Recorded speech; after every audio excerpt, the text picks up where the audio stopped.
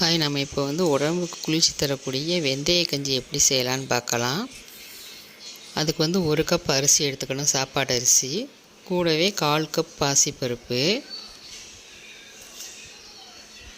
1.5 spoon அளவு வெந்தயம், 3ஐயும் நல்லா மிக்சியில் 1-2 உடச்சி எடுத்துக்கலாம்.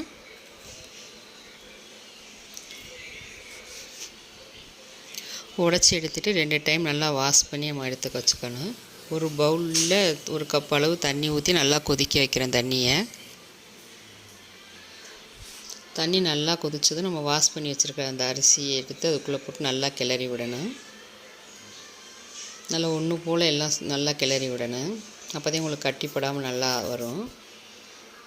நல்லா கிளறினோன்னா தேவையான அளவு சால்ட் சேர்த்துக்கிறோம், 1 ஸ்பூனு. ஒரு அரைப்பதம் வெந்ததுக்கப்புறம் நம்ம பூண்டு உரித்து வச்சுருக்கோம். அந்த பூண்டு எவ்வளோ தேவையோ, நான் 2 கட் பண்ணி போடுறேன். நீங்கள் முழுசாக போடுறா இருந்தாலும் போட்டுக்கலாம். இந்த வெந்துருச்சு, பார்த்தாலே உங்களுக்கு தெரியும். 1/4 ஸ்பூன் சீரகம் போடுறோம்.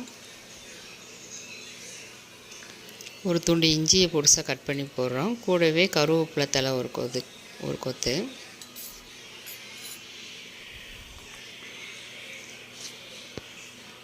நல்லா கிளறிட்டு நான் காரத்துக்கு 1/4 ஸ்பூன் பெப்பர் சேர்த்துக்கிறேன், மிளகு சேர்த்துக்கிறேன். உங்களுக்கு வேணும் பச்சை மிளகா போடுறதா இருந்தாலும் போட்டுக்கலாம்.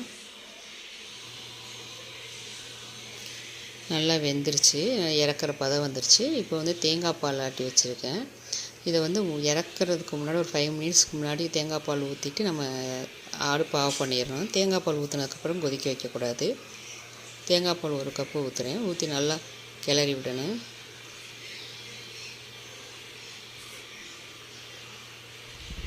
இது வீக்லி ஒன்ஸ் சாப்பிட்டா, வாரத்துக்கு 1 முறை சாப்பிட்டா உடம்புக்கு நல்லா குளிர்ச்சி. கூடவே அதுக்கு சைடிஷாக நான் பாசிப்பருப்பு துவையல் எப்படி பண்ணுறதுன்னு பார்க்கலாம். அது 1/4 கப் பாசிப்பருப்பு, 3 காய்ந்த மிளகாய், 1 துண்டு புளி,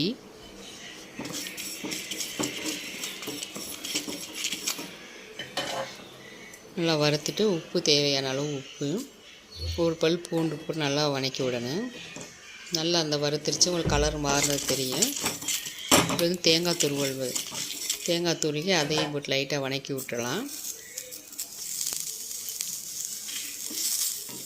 வதக்கி விட்டு நீங்கள் ஆறினோடனே மிக்சியில் அடித்து நம்ம வெந்தய கஞ்சிக்கு அந்த பாசிப்பருப்பு துவையல் 2ம் நல்லா டேஸ்ட்டாக இருக்கும். உங்களுக்கு இந்த வீடியோ பிடிச்சிருந்தால் லைக் பண்ணுங்கள், ஷேர் பண்ணுங்கள், சப்ஸ்கிரைப் பண்ணுங்கள்.